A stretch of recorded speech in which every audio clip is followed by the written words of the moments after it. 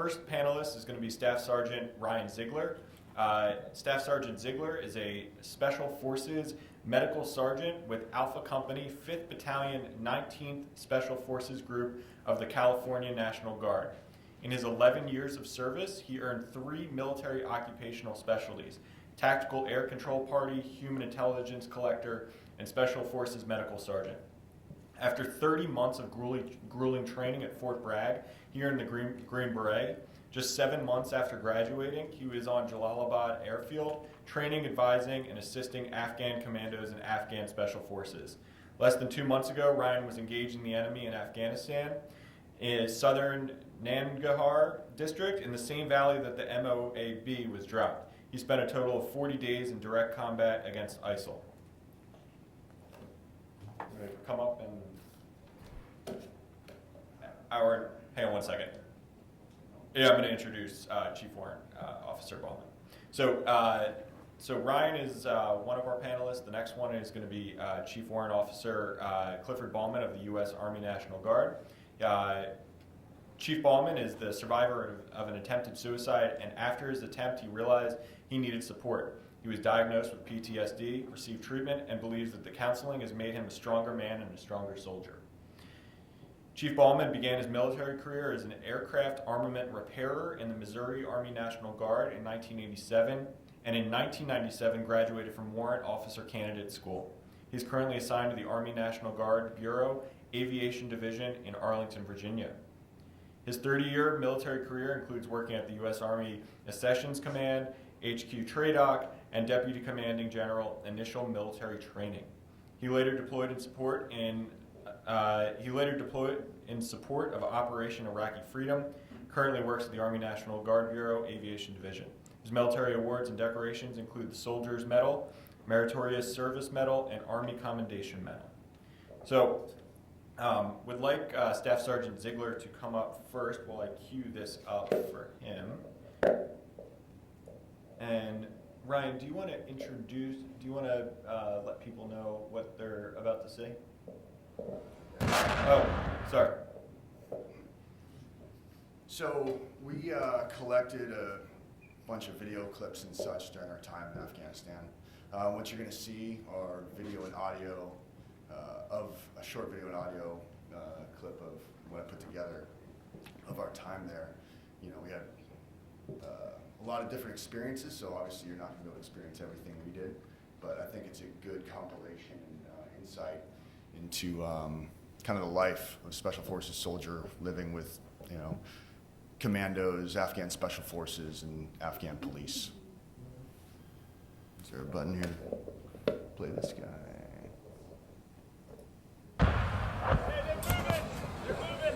You know, came in, rolled up in a rag by his father, obviously didn't speak English. We raced them to the hospital on base, and I'm doing an assessment in the back of a Land Cruiser, right, bumping down the road, and then followed him into surgery and scrubbed in.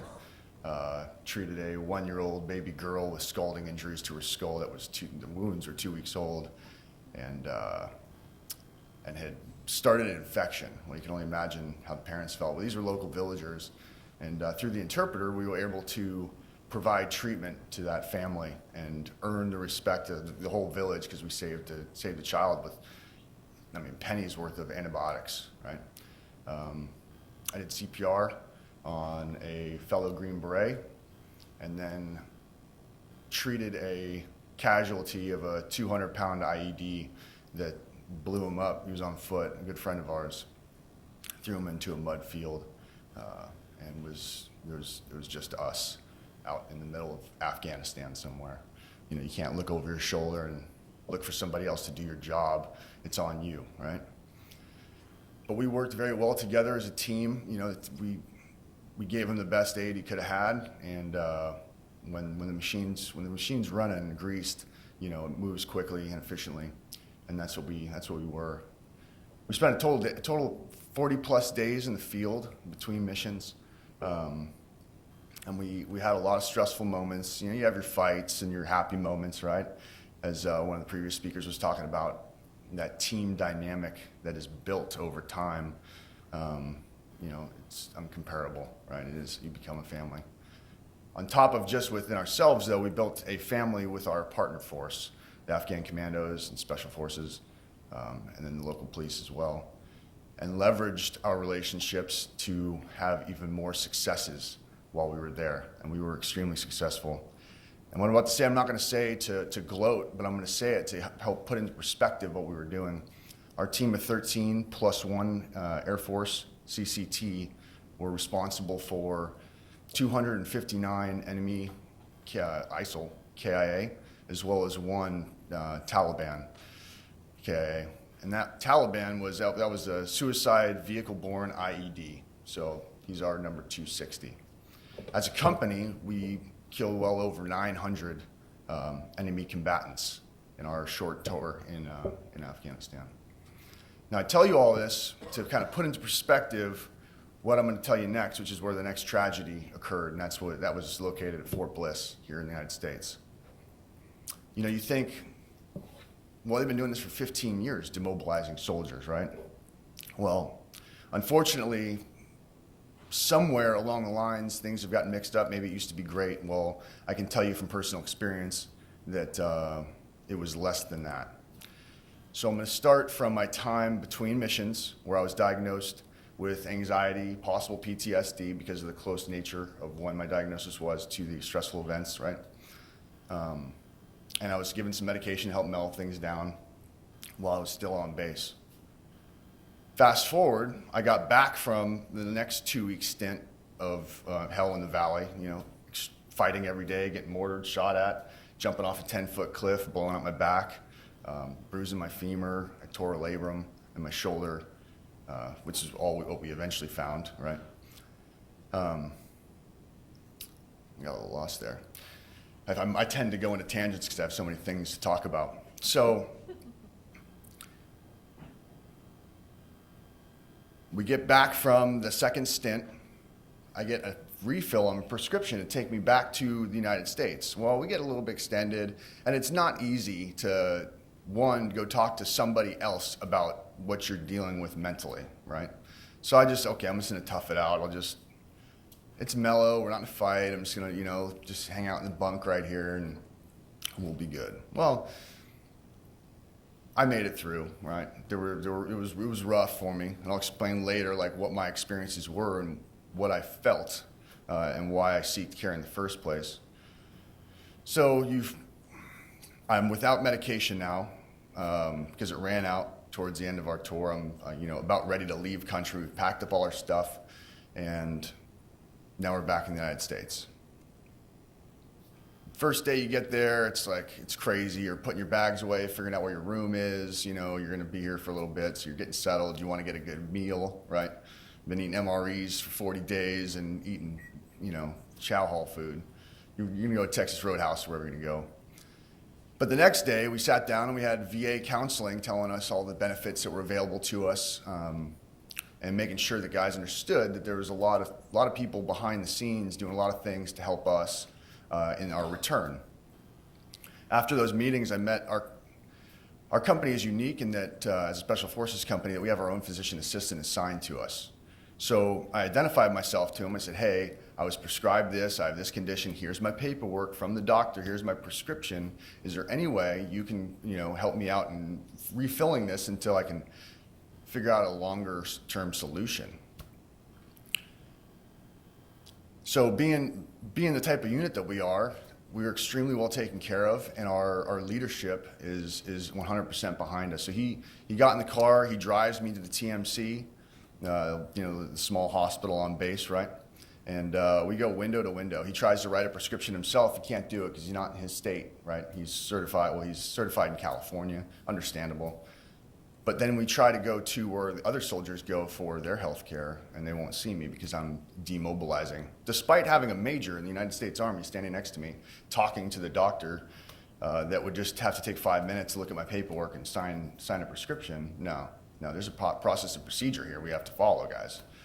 There's a phone number that you're going to call, and then you're going to get an appointment tomorrow.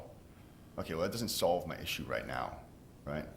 So we walked from window to window, and we literally talked to everybody in that building and got nowhere, despite having the horsepower of the major behind me. And then it came to the point where it's just like, well, screw it.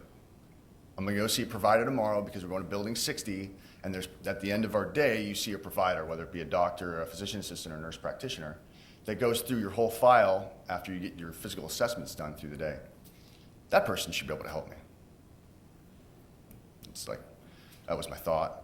So I go through everything, go through hearing, go through vision, shots, and whatever else. I bring in my documentation from Alta T. That's your medical record while you're in country.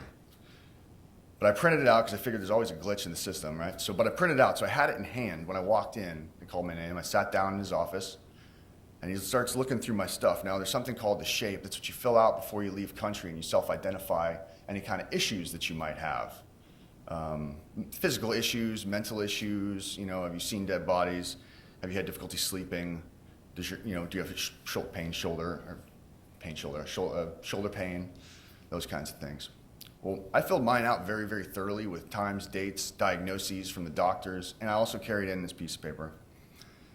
This lieutenant colonel, a PA, sits down and he just kind of scrolls through it, gets to the bottom, clicks out of it. Do you have your paper? Stamps go. Whoa. Stamps go. I'm starting to see kind of what's going on here. I had heard horror stories because our company had deployed no more than 3 years before, and most of the guys weren't going to put up a fight because they already knew what was going to happen, and it was happening to me. So I said, well, sir, I have these documents here, and it says post-traumatic stress disorder / anxiety on one of my sheets. I had been prescribed medication for it, but he wasn't gonna hear it. I had an orthopedic surgeon in country. Highly probable labral tear right shoulder. Highly probable arthritic knee. Back injury, right? When I jumped off a cliff, blew out some discs in my back. Well, he didn't want to hear that. He starts using his body posture. He stands up and he kind of helps me out of his office, his cubicle there. So I'm moving my way out, and then at that point, I'd only really been discussing my physical issues. I finally stopped and said, hey, well, what about my nightmares? What about waking up in the middle of the night sweating? What about when I have to leave a meeting because I have an emotional flare-up? What about those things? I'm starting to get agitated, right? Because this medical provider is basically denying me care. And I can say that. I was denied care at Fort Bliss, demobilization. I wasn't the only one. So he stops, and he's getting agitated now. It's the end of the day. He probably wants to go home, whatever. He writes down a name on a piece of paper and says, see this guy. Okay. There's no phone number. There's no building number. He doesn't even point in a direction. He just, find this guy. Okay. I continue I'm persistent. That's probably how I became what I am today, right? I'm persistent. I'm not going to give up. Well, he didn't like that. So he then starts we were in the hallway now where everybody's moving around, and he starts yelling at me in the hallway. So now I have a lieutenant colonel yelling at me about respect and other things, when really all I'm trying to do is get the care that I think I deserve. So I go to parade rest. I let him finish yelling at me, and then I soldier on, right? That's what we do. Full on knowing that it's not over, right? Because I'm not going to win that battle, but I'll come back around the next day. So I go back, cool off. Next morning, bright and early, show up, unscheduled, and we just end up finding the OIC of operations in the provider room. They had a bunch of providers in there. Well, so it takes 5 minutes to convince her, but not just me. And I didn't know this at the time, or the day before. There's 4 or 5 other individuals that had the same experience and were willing to come forward and seek the care that they needed. Now, to give you an idea of the types of injuries that they were pushing through, one service member, a Special Forces engineer, he was in a vehicle rollover and had a cracked vertebrae. And was just pushed out. We're not going to get an X-ray, no CTs, no MRIs, nothing. Just continue on. Everybody's got back pain, right? Another guy had 2 broken bones in his hand. Okay, serious injuries. For myself, I already kind of went through them, but I have multiple herniated discs, 2 that are fissured and pushing on a nerve, causing numbness in my leg and my hand, torn labrum, arthritic knee, bruised femur, among other things. Right? But I still haven't gotten into the mental side. So she finally, after 5 minutes of consistently, persistently asking her for help, she says, "Okay, come here, let me see your paperwork." 30 seconds later, she stands up real fast and walks out. Then I hear through a couple of cubicles over, "Hey, I got a guy with PTSD over here and all these other stuff. I got guys out here from yesterday, they're having issues. What is going on?" And then she comes back in, sits down, and she's like, "Okay, what can we do?" And so I'm still infuriated. I'm like, "Well, first off, you can have me never talk to that guy in that cubicle over there again, right?" And then we got the MRIs, we got the CTs, we got everything documented. And then that took a little while. Well, while that's going on for that week, 2 weeks, the rest of our unit returned back to Southern California. Got off the plane, the big news thing. Well, my family's watching it, my little kids, and they're wondering why their friends' dads are getting off the plane.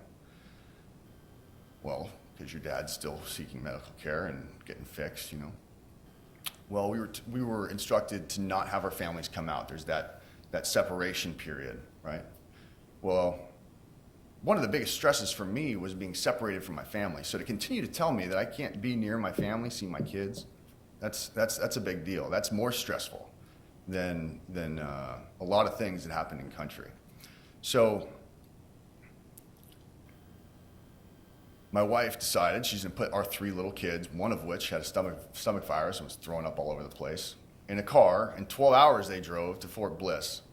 We paid for that. We got the hotel room, and they stayed in a hotel while I continued to get healed. What was interesting is that by having them there, a lot of my symptoms started to subdue a little bit. My stress level went down. I was able to go have dinner, just like a normal person. So we push forward here a little bit. Finally, I get all the MRIs and everything, and then I'm given an ultimatum along with the other soldiers that have the same issues. You can stay here for 60 days on orders and get treatment, maybe. Right? You can do physical therapy here for 60 days because they don't have physical therapy anywhere else in the world. But you can do physical therapy here on orders, or we can sign you out.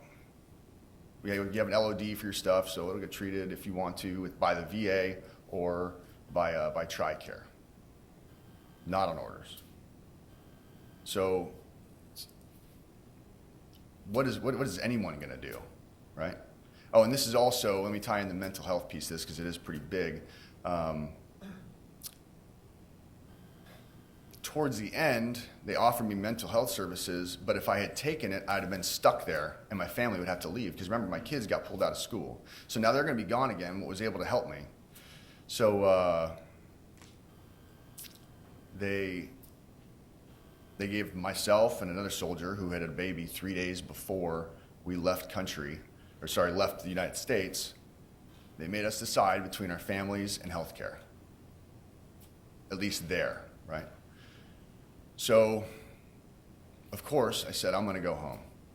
Now, there's some programs that we heard about and wishy-washy about what was going to happen, so we decided, you know what, and I can talk about that on an individual basis if anybody's curious, kind of after the fact. I'm running over time a little bit.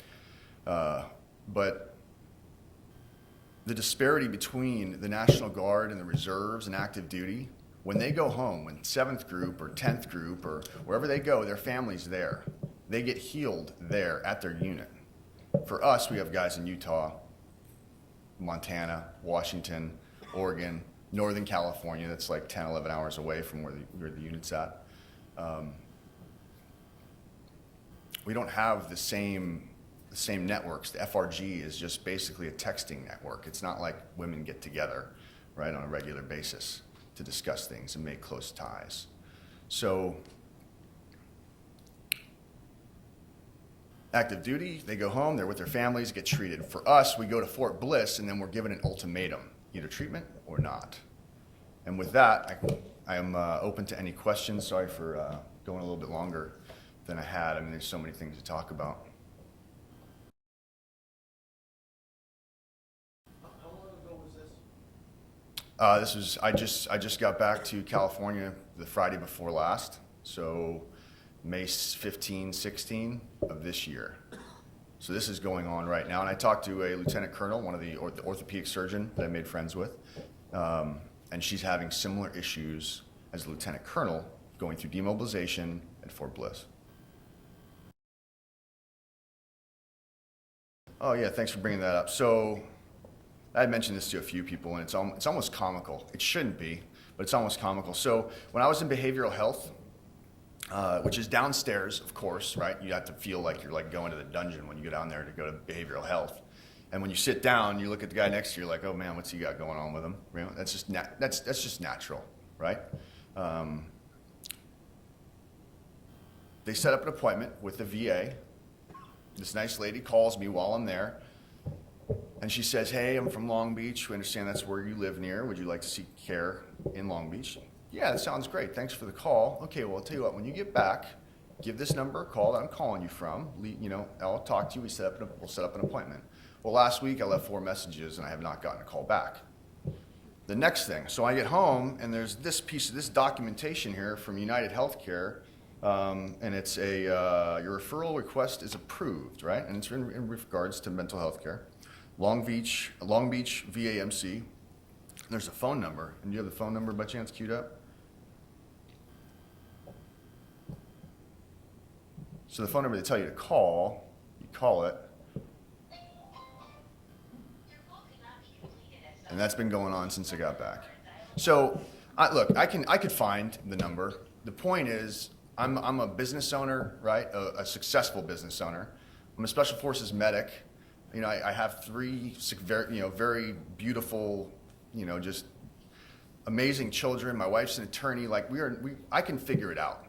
What I'm concerned with is the guy that comes back that's a little bit more wrecked than I am, that maybe doesn't have that capability mentally, and he gets, sorry, your call can't be completed, and a lady that doesn't return his phone calls, and those are his 2 channels, and then he gives up.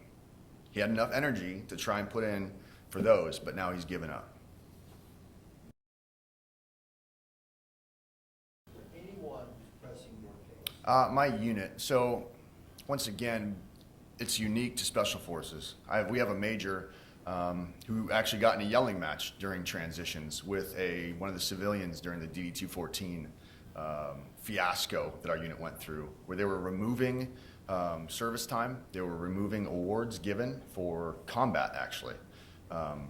If you couldn't prove it, you couldn't have it on that DD-214, but the proof was their former DD-214, which if you, and to the point where one soldier brought in the Army regulation for separations highlighted and tabbed, but they're just set in their ways. When the major tried to argue with this lady,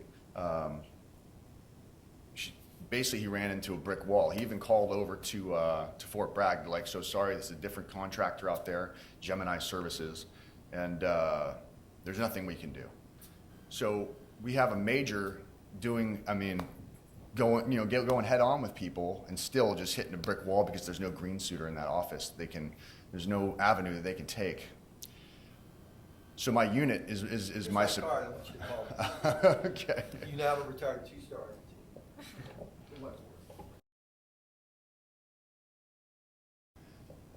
For me personally, I was discussing this yesterday actually because it's a very common, I think it's a common question. Everybody wants to know because what is the best answer? I think the best answer is customization to the soldier. You're talking about 80, 90 guys coming back, 5 of us, only 5. Talking about 5 people, needed help. So 1, 2 case managers can create a plan of care before you leave. Right now, what I'm running into, I'm coming back into life. I had to fix 2 cars. I'm driving my kids around at daycare and play dates and all this stuff. And then on top of that, making phone calls to places that don't exist.